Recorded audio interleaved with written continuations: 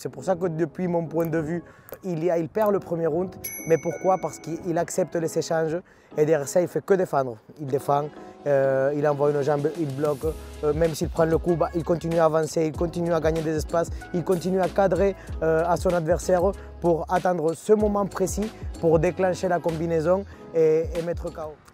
Bonjour à tous les amis, bienvenue à notre chaîne YouTube à nouveau, c'est César Benitez pour ceux qui ne me connaissent pas. Je suis coach au NRFI Club, coach enfant et ado. Et aujourd'hui, je vais vous parler, je vais vous donner mon analyse sur le combat de l'UFC 298, Volkanovski versus Ilia Topuria. Je continue à être surpris les amis, ça a été vraiment un combat incroyable, ça a été une gestion de la pression, du cadrage parfait, excellent de la part de M. Topuria. Il y a eu plusieurs facteurs qui m'ont choqué, notamment sa puissance. On en parlera de chaque point à partir de là, mais j'aimerais commencer à vous parler, de faire une petite introduction de ce que c'est Ilia Topuria depuis mon point de vue. D'accord, Ilia Topuria, je ne suis pas en train de le suivre comme le grand public, ça fait des années que je le connais, notamment depuis son premier combat professionnel en Espagne. Donc ça fait un bon moment que je suis sa carrière, son parcours, et il m'a toujours beaucoup surpris dans son attitude, dans sa façon d'être sûr sur lui-même dans le combat. Et il y a tous ses premiers combats en Espagne, il les a gagnés dans le premier round par soumission. Donc quand tu voyais ces combats à l'ancienne, c'était vraiment de la lutte. Il slamait tout le monde, il contrôlait vraiment tout le monde au sol et ils arrivaient à les soumettre rapidement. Toujours il a eu cette attitude d'aller vers l'avant, une attitude agressive, mais son déclic dans la boxe, ça est venu juste avec la signature dans l'UFC. Quand il a changé dans le haut niveau, à partir de là, il a commencé à modifier sa façon de boxer. Mais il faut le dire aussi que personne ne voulait prendre Ilia Topuria en Europe. Il a fait le Brave, il a fait le Cage Warriors, il a fait plusieurs événements dans lesquels il a eu 1 ou 2 combats maximum et derrière personne ne voulait combattre contre lui. Donc il avait arrivé dans un point d'être 8-0 et personne ne voulait le prendre. Là, c'est le moment où il prend un short notice à l'UFC et il commence son aventure dans cette organisation.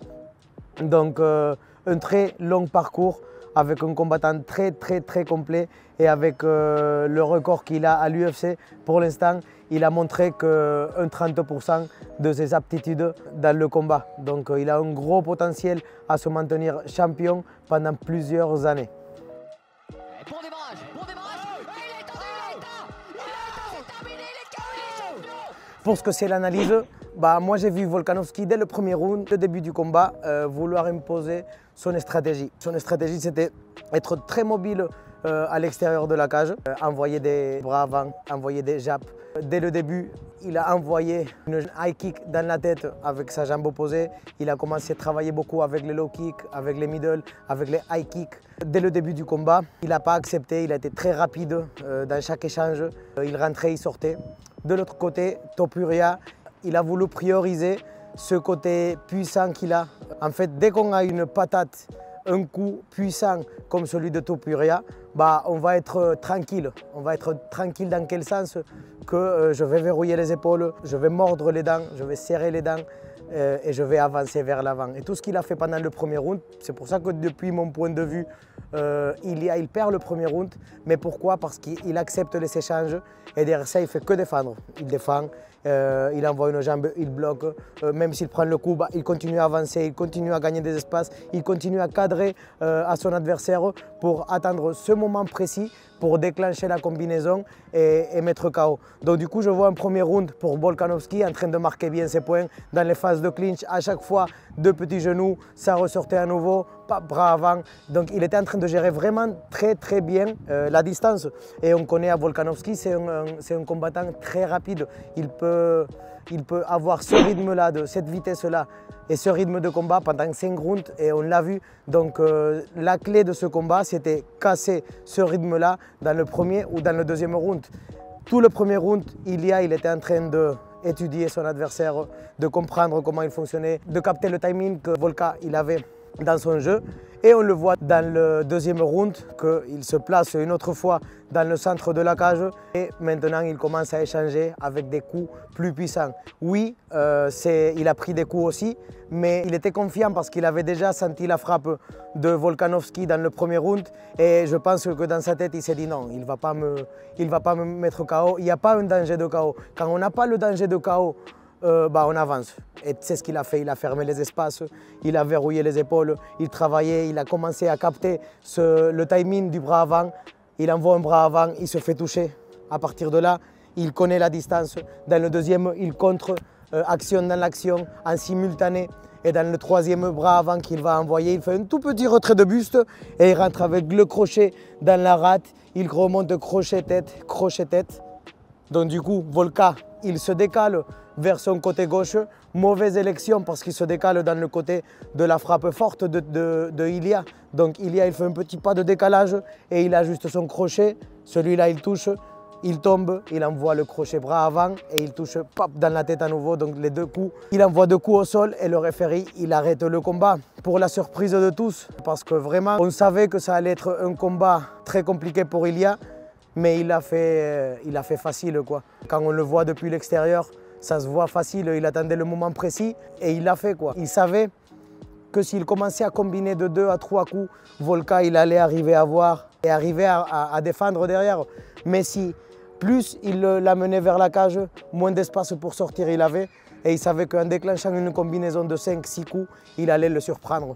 Et dans une combinaison de 5 coups, le quatrième, ça l'a touché, le cinquième, ça le touche et il est parti faire dodo. Pour moi, personnellement, très content parce que, comme je vous disais au début de la vidéo, Ilia, c'est un profil, c'est un combattant que je suis depuis le début.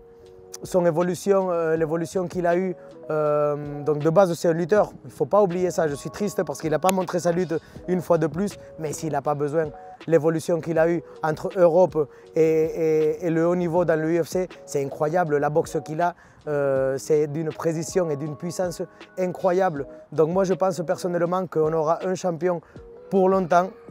Dites-moi en commentaire, c'est quoi la suite pour Ilia Topuria?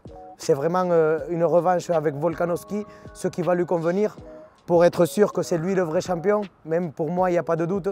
Ou vraiment, c'est Max Holloway, celui qui va lui donner les difficultés pour lui obliger à aller chercher sa lutte et son sol. N'oubliez pas, Topuria, il n'a pas que les frappes, il a un haut pourcentage de soumission aussi. Donc il est dangereux au sol et il est dangereux debout. Il peut surprendre de n'importe quelle position. Donc n'hésitez pas à laisser votre commentaire, à échanger si vous êtes d'accord avec cette petite analyse du combat que je suis en train d'échanger avec vous. N'hésitez pas à débattre avec moi, à me donner votre avis tout le temps sur le respect. Je suis un passionné des sports de combat et j'aime partager mon point de vue, surtout de ce combat d'un combattant que je suis depuis longtemps et de Volka, que c'est un de mes combattants préférés, un combattant complet qui a dominé la catégorie pendant plusieurs années. Donc merci à tout le monde d'avoir m'accompagné dans cette petite analyse de l'UFC 298, Topuria versus Volkanovski, nouveau champion de l'UFC. Merci à tous, n'oubliez pas de nous follow, n'oubliez pas de partager la vidéo, n'oubliez pas d'activer la cloche pour que vous puissiez recevoir toutes les notifications. À la prochaine les amis.